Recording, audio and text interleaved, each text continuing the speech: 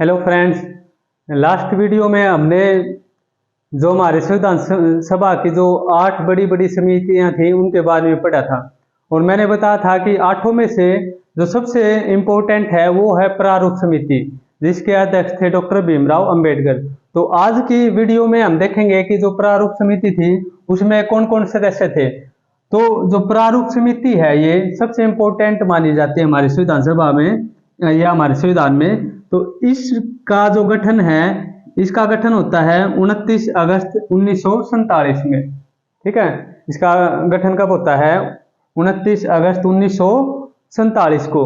अब इसमें डॉक्टर भीमराव अंबेडकर को मिला के केवल उनको मिला के 7 सदस्य थे। ठीक है, डॉक्टर भीमराव अंबेडकर को मिलाकर कितने सदस्य थे? 7। तो देखो 6 ये हैं, 1 2 3 4 5 6 और एक कौन थे? एक थे डॉक्टर भीमराव अंबेडकर।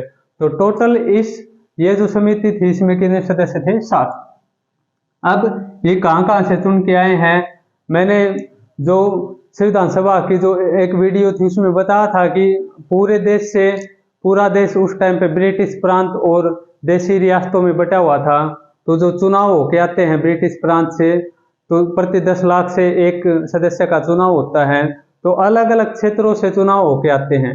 तो ये भी जो हमारी प्रारूप समिति है इसमें जो सदस्य हैं ये कहाँ से चुन के आए?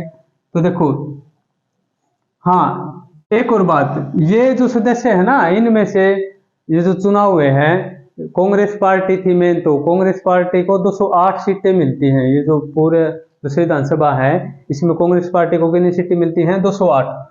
तो इसमें देखो कौन कहां से चुन के आया? तो जो के.एम. मुंशी है, जो के.एम. मुंशी इसके सदस्य हैं, इनका चुनाव कहां से होता है?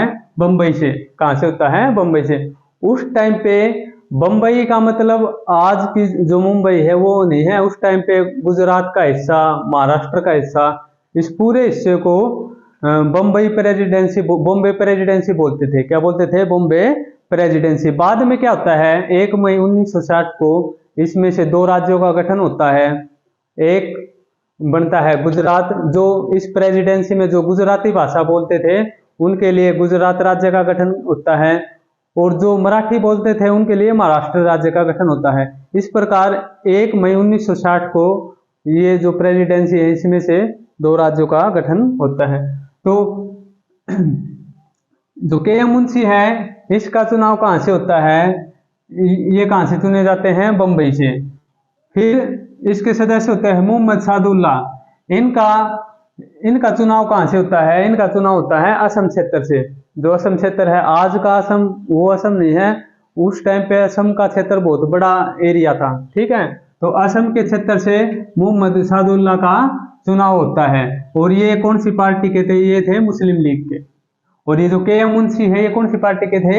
ये थे कांग्रेस के। कौन सी पार्टी के थे? पार्टी के। ठीक है, उसके बाद अल्लादी कृष्णा स्वामी अय्यर, ये इनका चुनाव कहां से होता है? इनका चुनाव होता है मद्रास प्रेसिडेंसी से, मद्रास क्षेत्र से होता है। इनका चुनाव कहां से होता है? मद्रास क्षेत्र से। और ये निर्दलीय थे, इंडिपेंडेंट थे, ये किसी पार्टी के नहीं थे। उसके बाद एन गोपाल स्वामी अयंगर, ये भी कहां से चुने जाते हैं? इनका चुनाव भी होता है मद्रास से। ठीक है, मद्रास क्षेत्र से इनका चुनाव होता है। फिर डीपी खेतान क्या? ये इंडिपेंडेंट होते हैं। ठीक है, डीपी खेतान क्या है? ये निर्दलीय चुने जाते हैं। और बाद में क्या होता है कि जो डीपी खेतान है इनकी जगह पे ये इस प्रारूप समिति से हट जाते हैं और उनकी जगह पे कौन आते हैं? टीटी कृष्णाचारी। ठीक है, डीपी खेतान बाद में हट जाते हैं प्रारूप समिति से और इनकी जगह पे कौन आते हैं? टीटी कृष्णाचारी। और ये कौन सी पार्टी के होते हैं? कांग्रेस के होते हैं। कौन सी पार्टी के होते हैं? कांग्रेस पार्टी। तो देखो इस पूरी ये प्रारूप समिति है इसमें सिर्फ 2 सदस्य कांग्रेस पार्टी के होते हैं। एक कौन होते हैं? टीटी कृष्णाचारी, और दूसरे कौन होते हैं? दूसरे होते हैं हमारे के.एम. मुंशी। तो ये 2 सदस्य कौन सी पार्टी के होते हैं? कांग्रेस पार्टी के।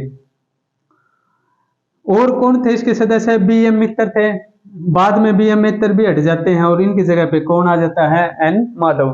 तो जो प्रारूप समिति है जब हम इसको देखते हैं तो इसमें देखो, इसको ध्यान से देखो, इसमें लगभग जो सदस्य हैं उनका नाम भगवान कृष्ण के नाम से है। जैसे एक सदस्य एन माधव, ये भी भगवान कृष्ण का नाम है। फिर इसमें भगवान कृष्ण का नाम आता है। गोपाल जी भी हम भगवान कृष्ण को बोलते हैं। फिर इसमें कृष्ण का नाम है। तो इस तरीके से अधिकतर सदस्यों में भगवान कृष्ण का नाम आता है। हाँ, एक और बात, ये जो इसके अध्यक्ष होते हैं डॉक्टर भीमराव अंबेडकर, क्वेश्चन पूछा जाता है कि भाई इनका चुनाव कहाँ से, कौन से क्षेत्र से किया गया था। तो इनका चुनाव पहले तो बंगाल का जो क्षेत्र है ना, वहां से इनका चुनाव किया जाता है। लेकिन क्या होता है कि जब बंटवारा हो जाता है तो जो बंगाल का क्षेत्र है वो पाकिस्तान में चला जाता है। वो क्षेत्र वो कहाँ पे चला जाता है, पाकिस्तान में। तो इनका फिर से दोबारा से चुनाव कहाँ से करवा जाता है, बम्बई से। तो दोबारा कहाँ से चुने जाते हैं, बम्बई से। पहले ये बंगाल से चुने जाते हैं, लेकिन बंगाल का हिस्सा पाकिस्तान में जाने के कारण इनका चुनाव कहाँ से होता है, बम्बई से। ठीक है, तो आज हमने प्रारूप समिति में जो सदस्य थे उनको देखा। और ये सदस्य, ये फैक्ट है, इनमें कोई मतलब कंसेप्चुअल बताने की जरूरत नहीं है कि भाई कोई लंबी चौड़ी बात है, ये बस फैक्ट है। आप इनको किसी भी जो आपकी ऑब्जेक्टिव बुक है, ल्यूसेंट वगैरह से भी देख सकते हो, लेकिन ये आपको याद होने चाहिए। Thank you.